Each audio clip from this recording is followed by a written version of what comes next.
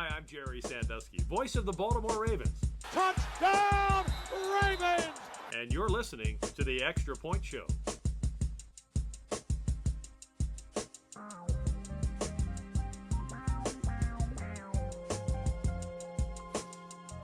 Welcome to the Extra Point Show, everybody. My name is Vasilios, and look, it's the start of the 2025 NFL season. We are just a few days out from actual factual football, and the Ravens are going to be kicking off their season Sunday night against the Buffalo Bills.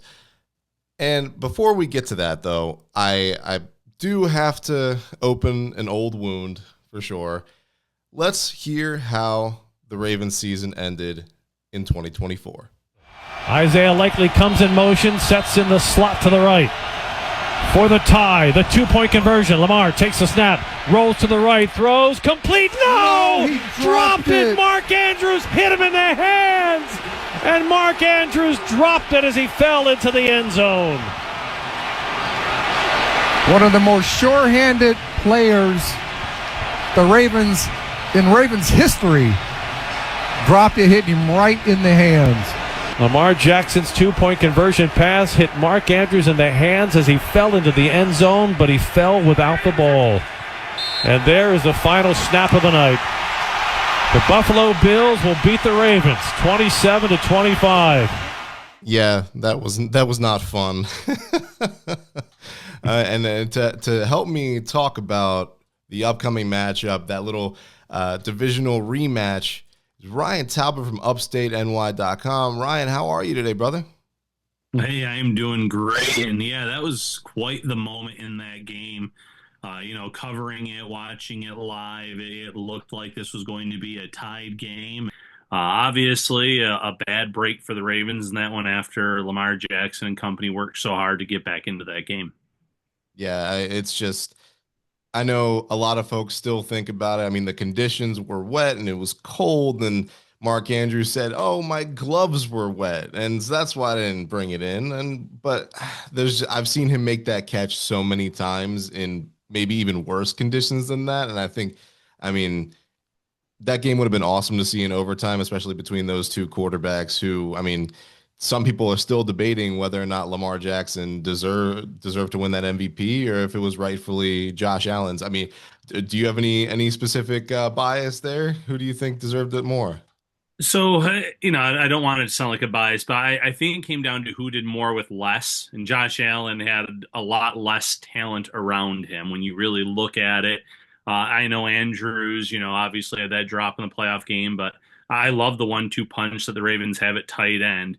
Bateman really stepped up his game last year. Obviously had Derrick Henry, the line's no slouch, and Lamar's obviously a special player too, but Josh Allen did this with a wide receiver group last year where Keon Coleman, who was never the same after the injury that he suffered against the Dolphins in the regular season, Khalil Shakir being their main weapon, Matt Collins, Dalton Kincaid, who was dealing with a knee injury all year, and that list goes on. He did have James Cook, who was a legitimate weapon last year, but it came down to more with less for me. Obviously, either would have been a legitimate winner in my eyes. And we'll get to see who wins this next game come Sunday evening. And I mean, we know what happened last season, but what are some changes that the Bills have made to their roster this season to kind of reload and get them back to that position so maybe they don't lose in the AFC Championship game? Yeah, so offensively, they added another weapon for Allen and Joshua Palmer. And, Palmer to the outside might not seem like much of a weapon. He never seemed to climb the depth chart with the Chargers. They had a lot of talent there over the years, though, but he had a good summer when he was out there on the field. Looked very fast, looked like another asset for this team. Keon Coleman took a big step in year two, at least from what we saw in the preseason/training camp. Made a ton of plays for this team. Those are the big things on offense. But defensively, they go out and they sign Joey Bosa in free agency to kind of help with that pass rush. That's been Buffalo's biggest weakness over the last 4 or 5 years, in my opinion. They haven't been able to get consistent pressure with their front four. So they're hoping Bosa can stay healthy, which is a big if. Obviously, that's been an issue for him in the last few years. the Bills managed his reps pretty well this summer when he was out there at training camp. I love what I saw from the pass rush arsenal. The Bills have two really good tackles in Deion Dawkins and Spencer Brown, and I saw Bosa get some wins against both of those guys, so that was encouraging. They went very young in terms of, some contributors that they expect to step up early on the defensive line. TJ Sanders was a second round pick. He's going to be a big part of their defensive line rotation. Deanne Walker has been a pleasant surprise for a round 4 pick. And then their first round pick was Max Hairston, who will not suit up in this game. He's on the IR to start the year. That's the biggest question mark for this game, is who's going to start opposite Christian Benford, because they go out and they sign Trey White in free agency, who obviously was with the Ravens last year, but he suffered an injury at practice a few weeks back. And now, it's kind of it's been mysterious from the Bills side of things. Well, he's rehabbing, he's working hard. We don't have the specifics of the injury. They're hoping he's ready for week 1, but that's a big question mark. Definitely. And I'm just, in looking at the numbers from last year, because obviously the Bills and the Ravens faced each other twice, in their ability to stop the run, adding Joey Bosa, who isn't really a run stuffer per se, definitely more of a pass rusher. Do you think that they're more inclined now to be able to stop the run than they were when they gave up 271 rushing yards in that first matchup back in 2024? Yeah, I think they're in a similar spot. The linebackers obviously are really good as well. Matt Milano, Terrell Bernard, they like the depth that they have there. So I do like the front that they have and that they're going to have in this matchup. But the problem for the Bills going into week 1 is this. In the playoff game, in my opinion, because obviously their game plan was to stop the run, stop Derrick Henry by all means possible. And they did a really good job of that. Now, that allowed Lamar Jackson, though, to have more opportunities in the passing game. And, in the second half of that game especially, he was making some great plays. He obviously had the interception early, the fumble that he just kind of dropped as he was stumbling, some mistakes that ultimately, proved to be maybe the differences in that game. But I don't know if the Bills can go in and into this matchup and say, we're going to sell out and stop Derrick Henry by all means, because as I just mentioned, we don't know about that cornerback opposite Christian Benford. Benford's as good as anyone in this business at cornerback 1, but at cornerback 2, if it's not Trey White, who is it? Right. Is it Jamarcus Ingram, a former UDFA who's been in the system for a few years? He's always been solid when called upon, but it's been more in a depth role than anything else. A rookie, Dorian Strong, who was a day 3 pick. I like his fit in this system, but that's asking a lot of a cornerback there. And then the safeties as well did not have a great summer. Taylor Rapp missed time with injury. Cole Bishop missed pretty much all of training camp with injury. Worked his way back in the last 2 preseason games, but didn't have the greatest summer. And, that's what they're rolling out at safety as well. And when it comes to James Cook got paid this offseason, we got to touch on that. He had a monster year in terms of scoring touchdowns last season. Is that something that you think he can replicate in 2025? No, just because, if you look at his first 2 seasons, he didn't score a ton of touchdowns. He was very productive as a runner and a pass catcher, but to have 18 total touchdowns in the regular season, that's just tough for any player to replicate. So do I think he can have double digits? Yeah, I think he can end up with 10 to 12 total touchdowns this year, which would still be very good for the running back position. I just think that the way the Bills approach the running back position, you're going to see an uptick in terms of his overall snaps, especially after this contract. But they're still going to lean on Ray Davis. They're still going to lean on Ty Johnson. They love Johnson as their third down back. He can block very well. He can catch the ball out of the backfield, run between the tackles to the outside. So those guys are still going to have a role in this offense as well. Now, if you had to pick something on the Ravens to be most frightened of that's not named Lamar Jackson on Sunday night, what do you think? What would you be most afraid of besides, is it Derrick Henry? Henry on offense is going to always be the choice until he shows signs of slowing down.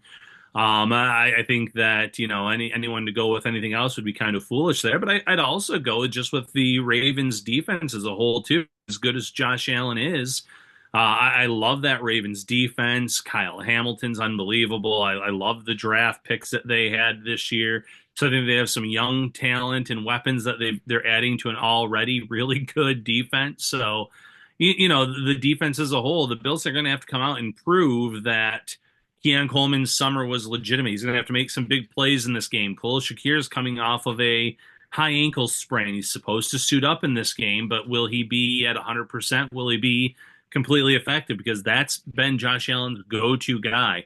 Kincaid has a lot of questions that he needs to answer as well. So Bills' offensive weapons need to step up in this matchup because the Ravens' defense is as legitimate as it comes. Yeah, we saw what they did in the preseason. Now, given it was just the preseason, so you got to take that with a grain of salt. But seeing what second-year coordinator Zach Orr is able to do with all that talent, I mean, we got what 12 sacks out of Kyle Van Noy last year, and I mean Malachi Starks, the rookie out of Georgia, coming in, and he's going to take over that center field role, so Kyle Hamilton can play closer to the line of scrimmage. It sucks though because you saw Ardarius Washington, the standout safety from last year, he suffered a season-ending injury, so that kind of thrusts Starks into maybe a more impactful role. If you're looking at X's and O's on defense, who's I'm going to ask you the same question that I asked you on offense. Who's the guy? I mean, I guess other than Kyle Hamilton and Roquan Smith, I guess that scare you the most. I say I would have gone with Roquan Smith if I couldn't go Oh with. man, I'm giving loaded Hamilton. questions right now. Gosh, I don't. I just feel like they're very good at even just scheming pressure. It doesn't matter who they have up front. So you could go with anyone on that D line as well. Buffalo's O line is returning. Their depth is great. That's a battle I'm looking forward to a lot, is the O line versus Baltimore's D line as well. But yeah, I'm going to have to say Smith. I know you said I couldn't really use him, but if I can't go with Hamilton, I guess that's the route I'm going to go. Yeah, I can't give you any of the easy answers, man. I know. Got to make you think a little bit. But no, it's going to be a really interesting game for sure. If you had to put a score prediction to this, I'm not sure if you're big into score predictions, but if you had to put one to it, what would you say? Yeah, I actually have the Ravens winning this one because of the question marks in the Bills' secondary going into this game. I don't think they're going to try to sell out the run as much as they did in the playoff game, but they're still going to be, doing their very best to manipulate it, make him more one-dimensional. But Lamar Jackson is just such a good passer, such a great athlete. I just think that I like where their roster is a little bit more than the Bills right now with the question marks in their secondary. So 27-24 Ravens. That I don't know whether that's a good thing or a bad thing that you have the Ravens winning the game. But I think I'm with you on that one. At least the Ravens I think are ready to get their get back. I mean, I would like to see them get their get back, but I think they're kind of licking their chops, waiting for this matchup. Just improvements everywhere on the team.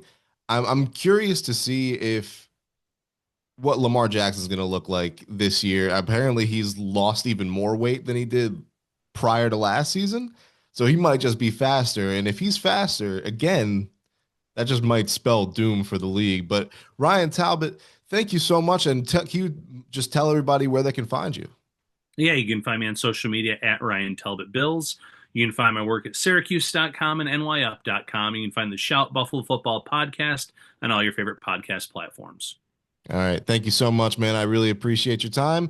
And we'll catch you maybe after the game. I'll pick your brain about what happened. Sounds good.